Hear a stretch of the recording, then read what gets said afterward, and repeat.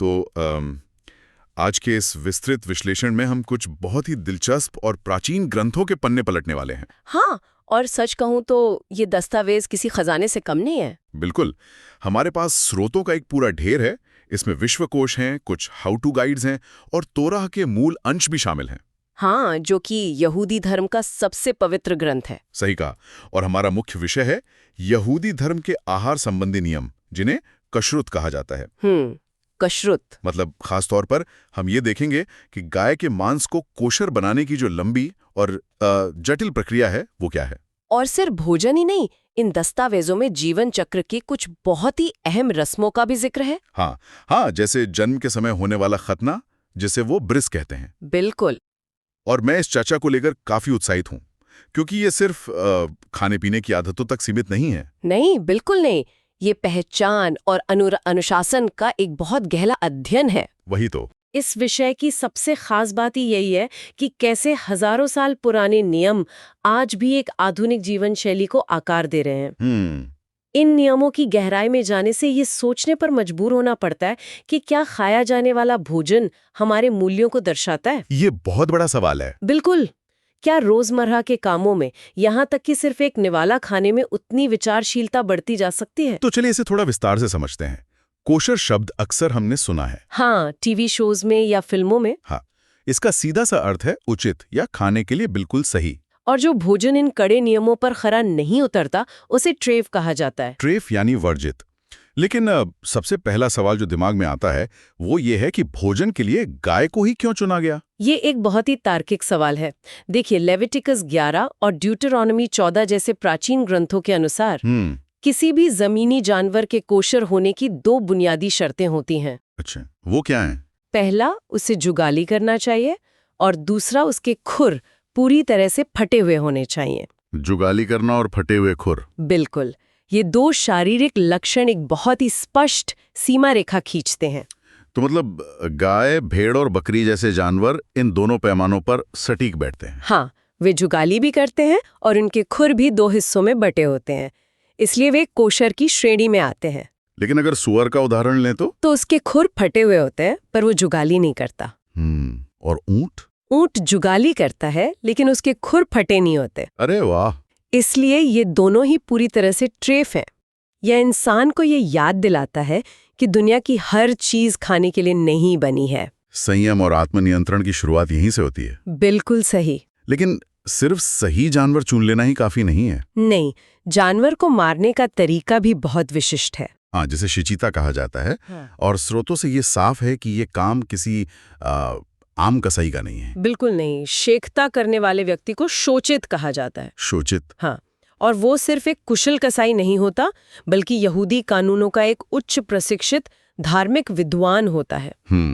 और मैंने पढ़ा कि वो जिस चाकू का इस्तेमाल करता है उसे खलफ कहते हैं। खलफ। हाँ। और वो अपनी उंगली के पोरों से उस चाकू की धार की इतनी बारीकी से जांच करता है कि अगर एक बाल के बराबर भी खरोंच हो, हाँ, जरा सा भी खुरदरापन हो, तो वो चाकू वध के लिए इस्तेमाल नहीं किया जा सकता। बाप रे, इतनी बारीकी!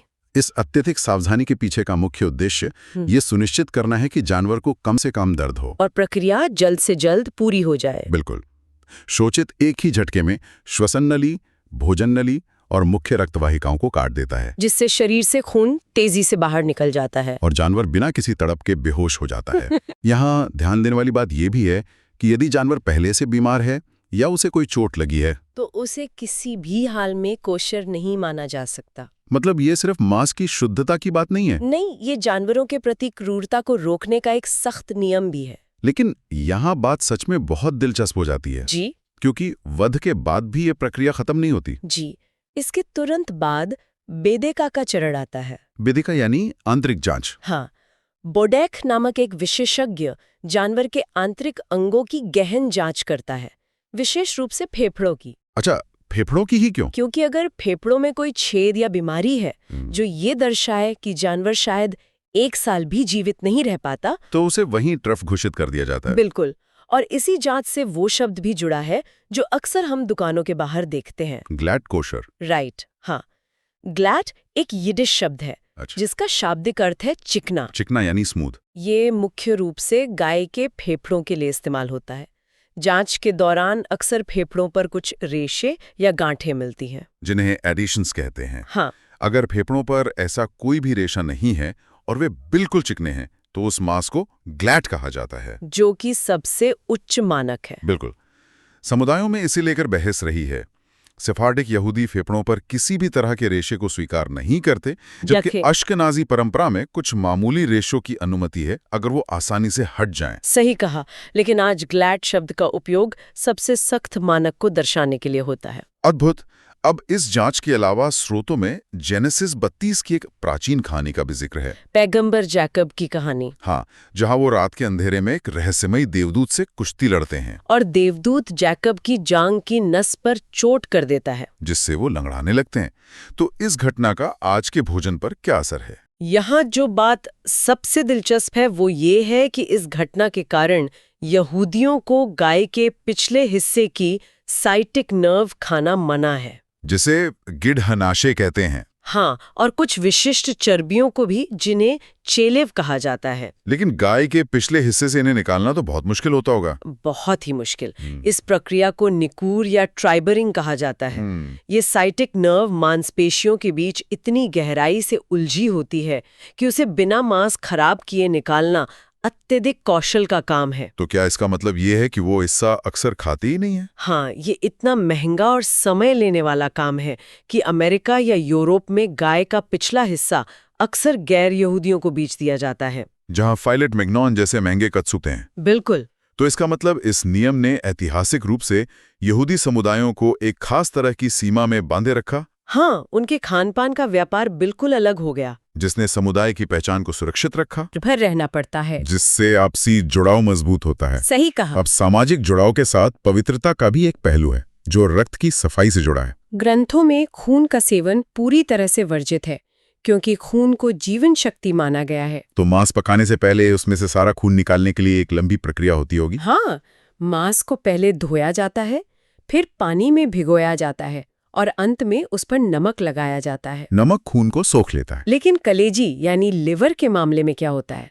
उसमें तो बहुत खून होता है। कलेजी के लिए ये तरीका काम नहीं करता। उसे कोशर करने का एकमात्र तरीका उसे सीधे खुली आग पर भूनना है। आग की तेज आंच ही खून को जला सकती है। बिल्कुल। खून को जीवन का प्रतीक मानकर उसे दूर रहना जीवन के प्रति सम्मान को दर्शाता है। और इसके तुरंत बाद एक और बहुत प्रसिद्ध नियम सामने आता है, मांस और दूध का अलगाव। बछड़े को उसकी माँ के दूध में मत पकाओ। हाँ, जिसे बसर बिखलाव कहा जाता है। ये आदेश सच में बहुत सख्त है। एक पारंपरिक यहूदी रसोई में मांस और दूध के बर्तन, सिंक, स्पंज सब कुछ बिल्कुल अलग रखा जाता है। यहाँ तक कि मांस खाने के बाद दूध पीने के लिए कई घंटों का इंतजार करना पड़ता है। हाँ, अलग अलग समुदायों में ये इंतजार 3 से 6 घंटे तक का हो सकता है। तर्क ये है कि मांस के रेशे दांतों में फंस सकते हैं और उसका स्वाद लंबे समय तक मुंह में रहता है। ये नियम रोजमर्रा की जिंदगी में एक बहुत बड़ा संज्ञानात्मक भार डालता है। Cognitive load. हर भोजन की योजना बनानी पड़ती है। बिल्कुल। ये निरंतर विचार ही इस व्यवस्था का मूल है।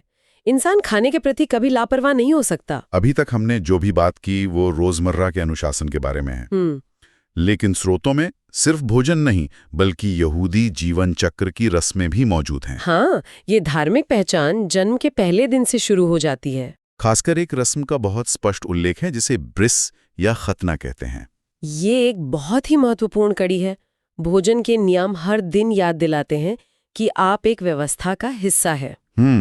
लेकिन ब्रिस मिल्ला यानी खतना शरीर पर उकेरा गया एक स्थायी प्रतीक है। ये सिर्फ एक चिकित्सा प्रक्रिया नहीं है। नहीं, ये ईश्वर और यहूदी लोगों के बीच के समझौते यानी कॉवेनेंट की एक पवित्र मुहर है। यह अब्राहम के समय से चली आ रही परंपरा है जो आमतौर पर जन्म के 8वें दिन की जाती है। साथ ही पिड्योन हाबेन जैसी रस्में भी जन्म के संस्कारों का हिस्सा है। तो खतना एक यहूदी बच्चे की धार्मिक पहचान की आधिकारिक शुरुआत है। अगर आप गाय के मांस का कोशर होना और खतने की रस्म को एक साथ रखकर देखें तो एक बहुत गहरी समानता नजर आती है।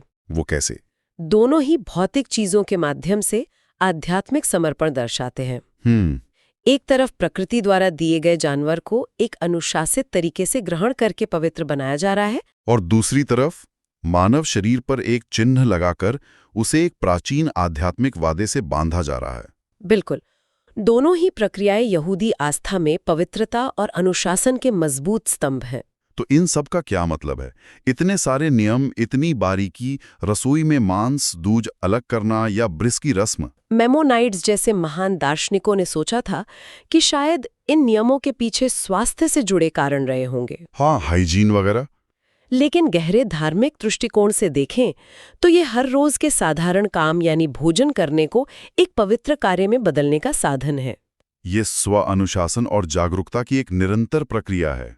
जब आप हर निवाले पर विचार करते हैं कि वो कहाँ से आया है, कैसे तैयार हुआ है, तो जीवन में गहरा अर्थ जुड़ जाता है। ये सच में विचार करने योग्य है कि भोजन एक पूरी आध्यात्मिक यात्रा हो सकता है। बिल्कुल। और इसी सोच को आगे बढ़ाते हुए चर्चा के अंत में बहुत ही दिलचस्प विचार है जिस पर गौर किया जा सकता है। लैब में उगाए गए मांस के बारे में। हाँ, पर्यावरणवाद और विज्ञान के इस दौर में लैब ग्रोन मीट का चलन तेजी से बढ़ रहा है। ये भविष्य का एक बहुत ही प्रासंगिक और जटिल सवाल है। यहाँ प्राचीन कानूनों और आधुनिक विज्ञान का सीधा टकराव है। जरा सोचिए, कोई भी सोचेगा कि यदि भविष्य में गाय का मांस पूरी तरह से प्रयोगशाला में बनाया जाता है, जिसमें किसी जानवर की हत्या नहीं होती, क्योंकि वो मांस कभी किसी जीवित जानवर का हिस्सा नहीं था, तो क्या उसे भी शेषिता की आवश्यकता होगी? और उससे भी बड़ा सवाल, क्या उस लैब में बने मांस के साथ चीज खाना जायज होगा? क्या मांस और दूध को अलग रखने का वो नियम उस पर लागू होगा? ये एक ऐसी पहेली है जो विद्वानों को आज भी सोचने पे मजबूर कर रही है। क्या वो असली मांस माना जाएगा या पारवे यानी न्यूट्रल? क्या उस पर वही हजारों साल पुराने नियम लागू होंगे? ये बहस आज भी जारी है। और ये दिखाता है कि कैसे प्राचीन कानून आधुनिक तकनीक के सामने खुद को समझने की कोशिश कर रहे हैं। बिल्कुल। मजबूर कर देता है कि भविष्य में खाने की मेज कैसी दिखेगी। आज के इस चर्चा में इतनी गहराई तक जाने के लिए बहुत बहुत शुक्रिया। जल्द ही एक और नए विषय के साथ मिलते हैं। उम्मीद है कि इस पेशकश से सबको फायदा हुआ होगा। इस तरह की और मालूमाती पेशकश के लिए हमारे चैनल को सब्सक्राइब जरूर करें।